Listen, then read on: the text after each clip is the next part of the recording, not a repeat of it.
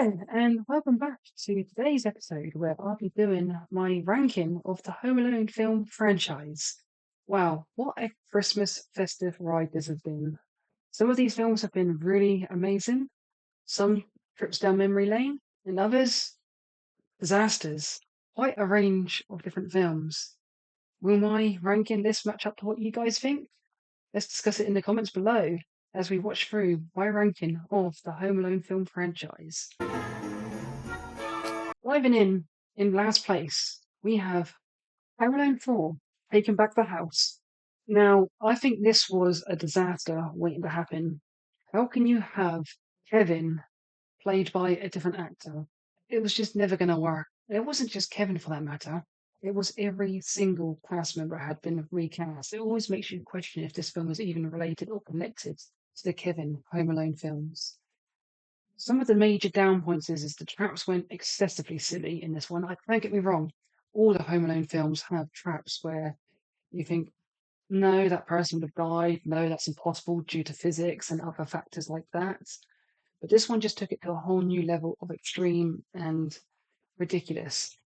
And I think this was just the franchise's decision to change the direction from a novelty family orientated film that the previous three films had been going with and completely changed it to a film solely aimed at young children.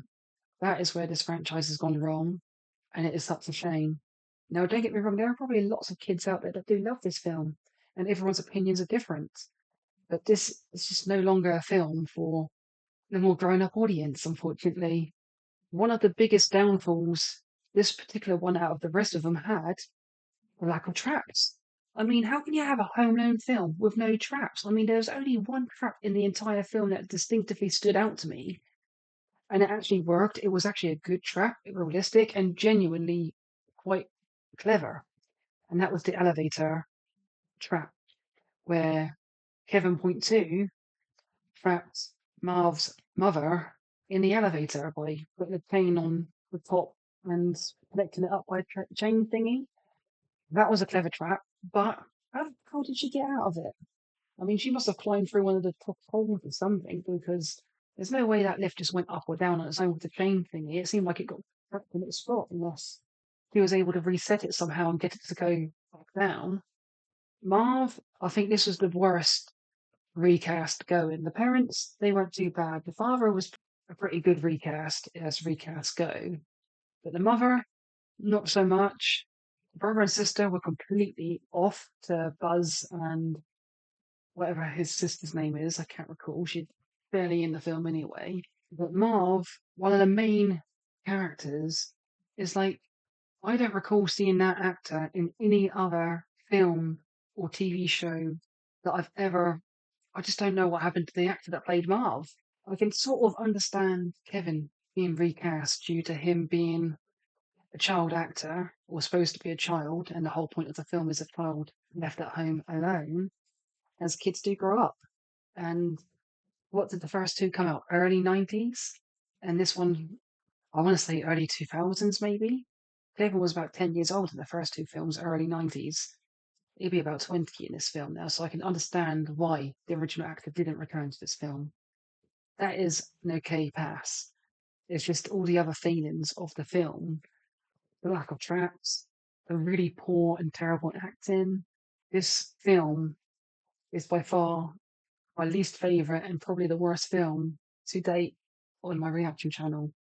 And that is why it is at the bottom of this list. Coming in at fifth place, we have Home Alone 5, Holiday Heist.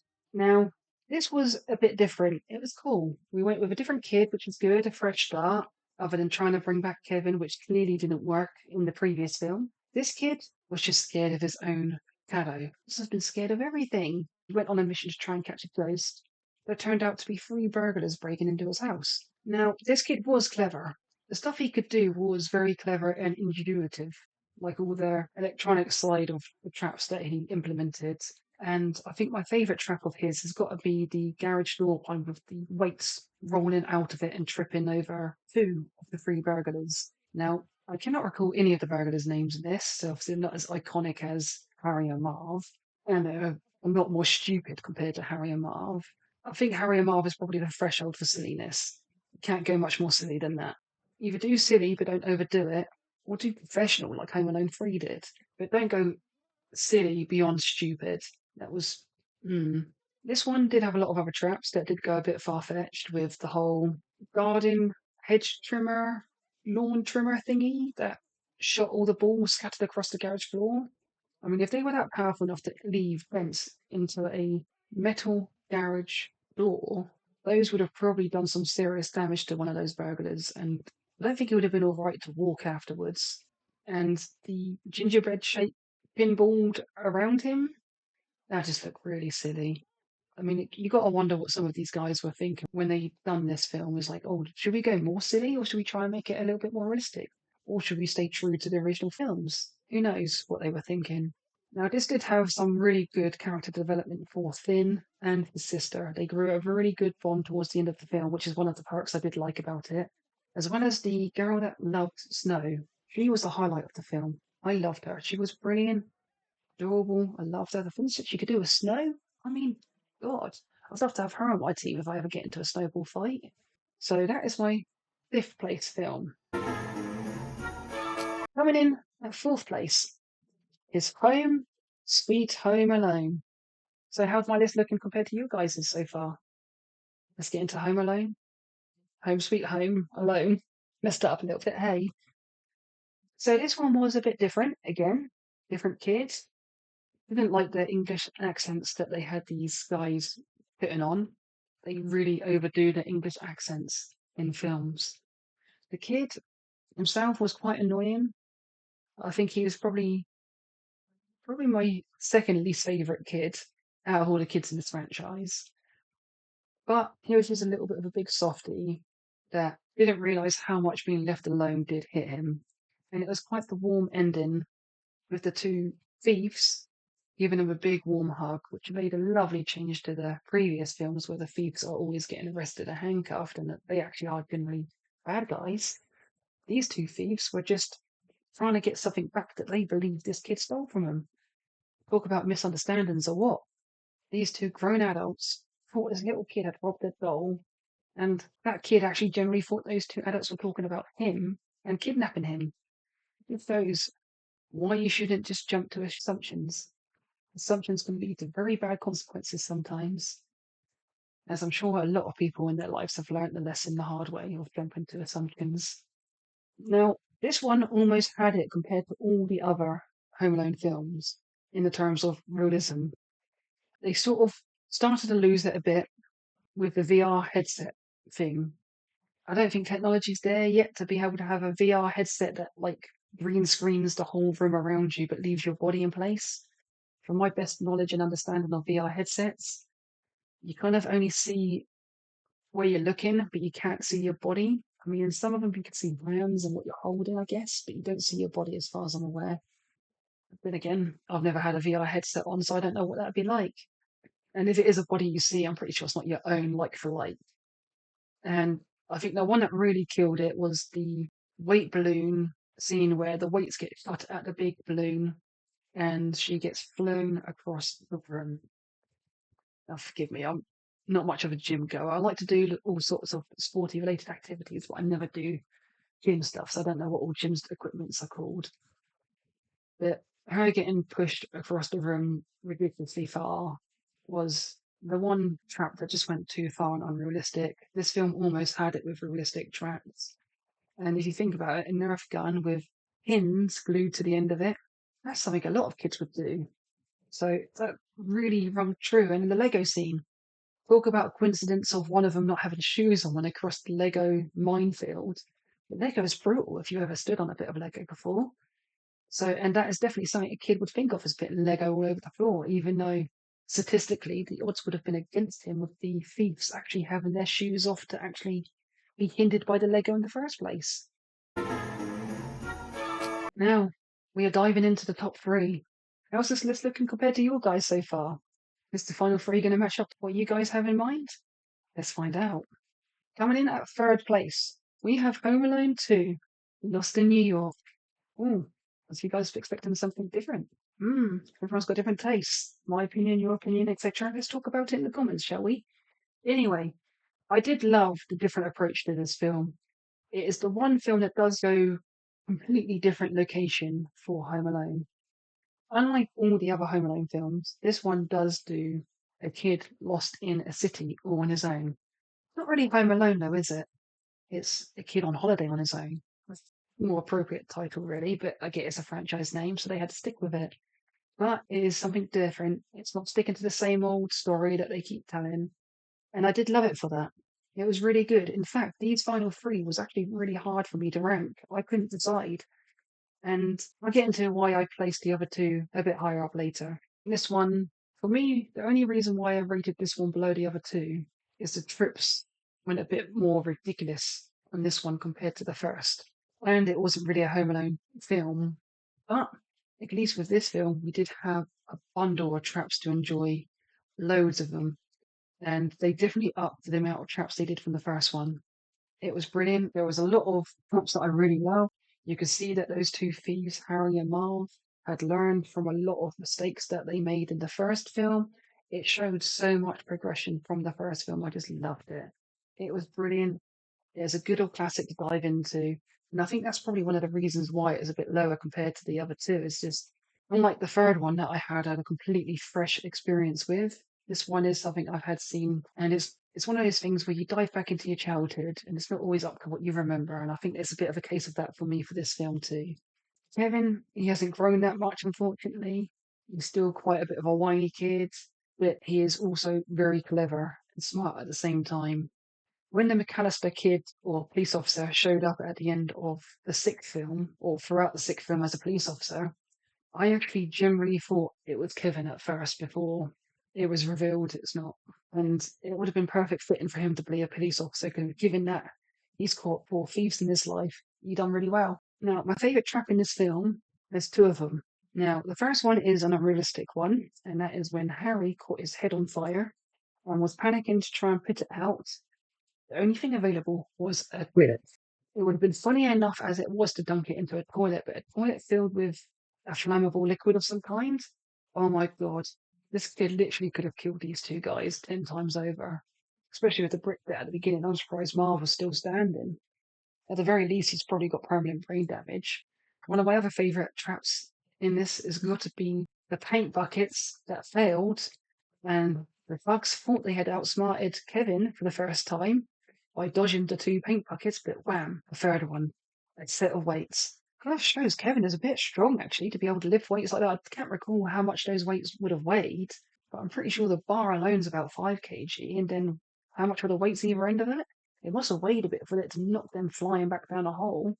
So fair play to Kevin for being able to lift that. So he would have had to lift it up. I mean, he literally would have had to do a dead lift on it to pick the whole thing up.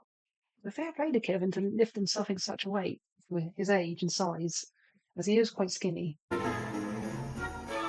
And diving in to our top two. Am I going to get a lot of feet for this? But at second place, I put the original Home Alone.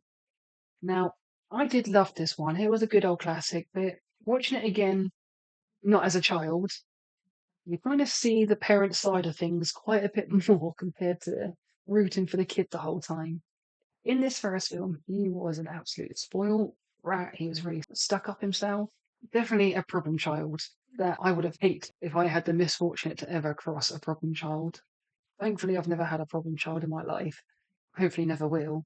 That kid was in need of some serious discipline, and being stuck home alone, all by himself, did him so much good. He was able to grow so much in that time, doing shopping, looking after himself, defending the house from thugs, catching the two thugs, well, with a bit of help.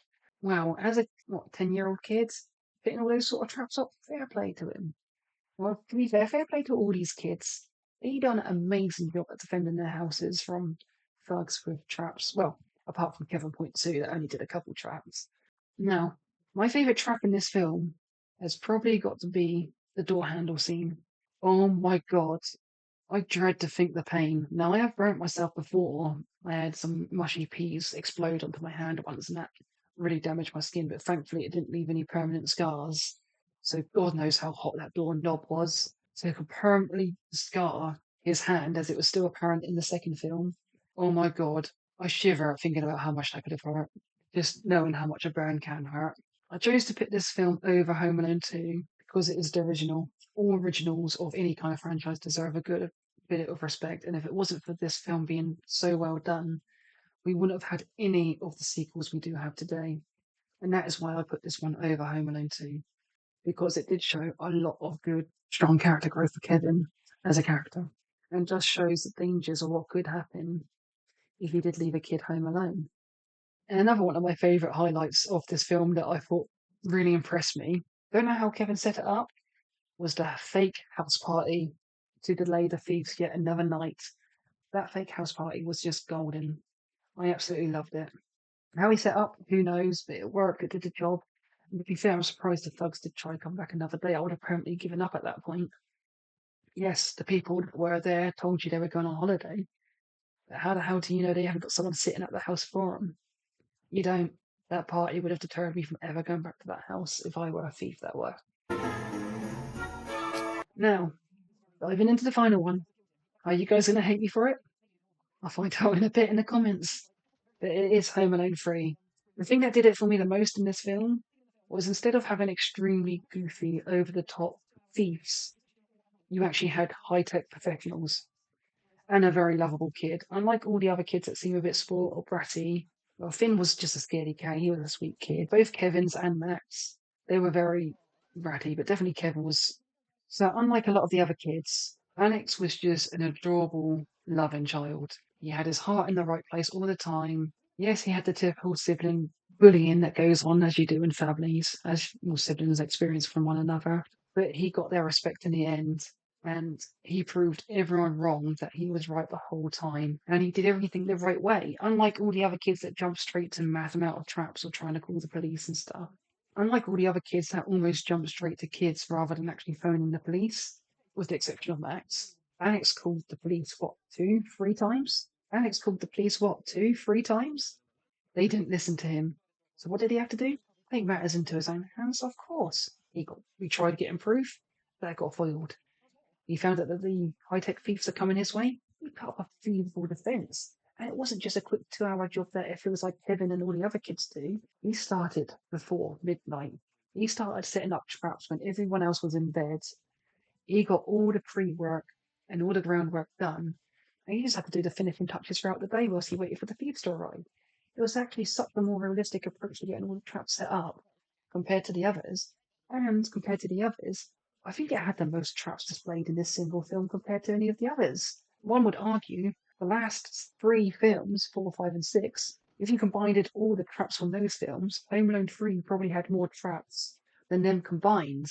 And not all the traps in Home Alone 3 were completely ridiculous to the point Alex definitely would have killed a few of the thieves, at least. I mean, the bookshelf, the weights, that definitely would have severely injured at least a couple of them. So it was just a really fun film to watch. I loved it. It was a good first time watch, and that was. I'm happy I got one film out of the Home Alone films that I hadn't watched that I really did love, as the later three were quite disappointing, unfortunately. And I think that is one of the reasons why I did rank this at the top. It was just a very big, pleasant surprise compared to all the other first time watches of the Home Alone film. It was just a very pleasant surprise with a completely new actor.